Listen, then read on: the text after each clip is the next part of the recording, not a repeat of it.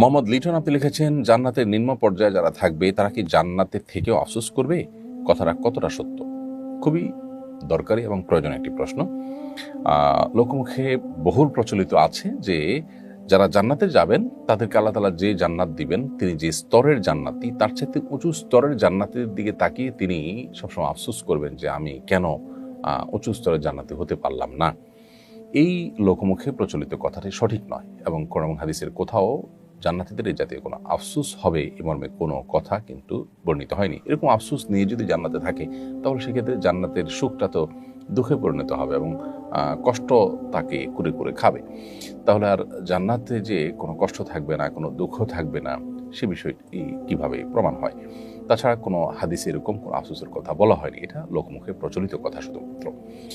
অতএব জান্নাতীরা নিজের অবস্থান নিয়ে তার চাইতে উঁচু স্তরের জান্নাতের দিকে তাকিয়ে আফসোস করার কথাটা সঠিক নয়। তবে একটা হাদিস তাবরানীতে মুআয ইবনে জাবাল রাদিয়াল্লাহু আনহু থেকে বর্ণিত আছে যে নবী করিম সাল্লাল্লাহু আলাইহি ওয়াসাল্লাম বলেছেন, জান্নাতীরা একটা আফসোস করবে, সেটা হলো যে তার জীবদ্দশায় পৃথিবীতে থাকাকালীন সময়, বেঁচে থাকাকালীন সময়ে যে সময়গুলো আল্লাহর জিকির ছাড়া কেটেছে, সেই সময়গুলো নিয়ে তাদের আফসোস হবে কিছুটা।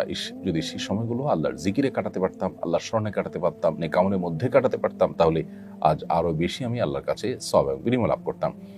তো এই যে আফসোস হবে, এই আফসোস বলতে শুধুমাত্র দুনিয়াতে আল্লাহর জিকিরের বাইরে থাকা সময়গুলো নিয়ে তাদের একটু আফসোস থাকবে, এটুকু হাদিস থেকে বোঝা যায়। যদিও হাদিসের সনদ নিয়ে ফুকাহা একরামের ভিন্নমত আছে, কেউ এটাকে সহি বলেছেন, কেউ সহি বলেননি। যদি সহি ধরেও নেওয়া হয় তাহলে সেক্ষেত্রে ফয়জুল কদির সহ অন্যান্য হাদিসের ব্যাখ্যা গ্রন্থে হাদিসের ব্যাখ্যায় মুহাদ্দিসিন একরাম সারে হাদিস বা হাদিসের ব্যাখ্যা তখন বলেছেন যে এর মানে হলো যখন হিসাব নিকাশ চলবে, যখন জান্নাতে প্রবেশের আগের যে স্তরগুলো মানুষ অতিক্রম করবে, তখন মানুষের মধ্যে এই আফসোসটা কাজ করবে। জান্নাতে প্রবেশের পর আর আসলে কোনো আফসোস দুঃখবোধ থাকবে না, কারণ দুঃখবোধ বা আফসোস থাকলে জান্নাতে যে নিরঙ্কুশ সুখ শান্তির কথা আল্লাহ তাআলা আমাদেরকে জানিয়েছেন সেটা কিভাবে বাস্তবায়িত হবে। বিধায় জান্নাতীদের মধ্যে কোনো আফসোস থাকবে না, এটি হলো সঠিক কথা।